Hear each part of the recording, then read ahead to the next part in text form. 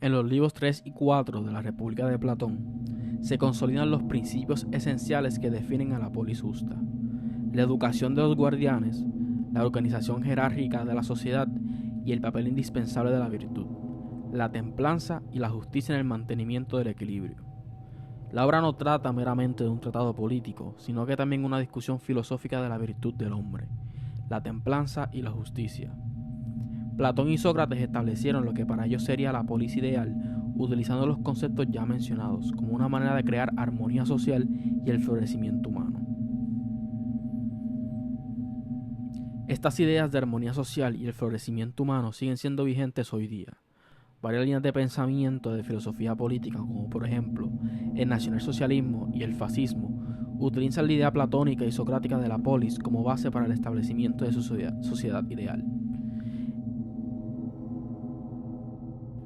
El filósofo rey se libera de las cadenas en busca de la verdad, pero su descubrimiento de la verdadera realidad no es reconocido y muestra el camino de la ignorancia a la verdad.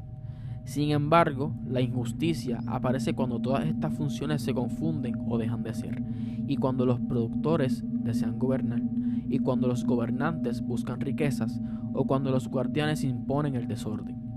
Platón insiste en que la educación debe cultivar tanto el cuerpo como el alma, equilibrando música y gimnasia, razón y espíritu. La censura de ciertos mitos, la selección de narraciones edificantes y la disciplina física no buscan coartar la libertad, sino orientar el carácter hacia la virtud. La polis ideal, por tanto, depende de un sistema educativo que forme ciudadanos templados, justos y virtuosos. La democracia liberal es el pensamiento ideológico dominante en la historia contemporánea. Aún así, existen dos movimientos principales los cuales se encargaron de hacerle frente: el fascismo y el marxismo-leninismo. El fascismo establece que el Estado es como una gran familia en donde las diferentes clases sociales, como por ejemplo la burguesía y el proletariado, en vez de antagonizar una a la otra, deben aspirar a la cooperación de clases para el bien común. Esto siendo algo muy contrario a la lucha de clases y la revolución proletaria que establece el marxismo. El fascismo busca establecer una realidad novedosa mediante una noción de renacimiento de la nación.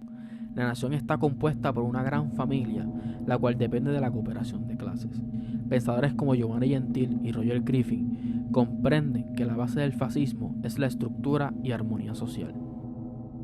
El proletariado y la burguesía deben cooperar, pero aún así siguen teniendo una posición en la estructura de la nación, y ambas están por debajo ya sea del Consejo Fascista o cualquier figura de poder. En Alemania era el Führer, mientras que en Italia era el Duce, siendo estas figuras una versión moderna del filósofo rey platónico. La polis ideal de Platón y Sócrates no se limita a ser un modelo abstracto de organización social, sino que constituye una reflexión profunda sobre la naturaleza del ser humano y la necesidad de orientar la vida colectiva hacia la virtud, la templanza y la justicia. Estos principios, que aseguran que cada individuo cumple su función en armonía con el todo, han trascendido el marco de la filosofía clásica para influir en concepciones políticas posteriores, desde la democracia liberal hasta corrientes más radicales como el fascismo o el marxismo-leninismo.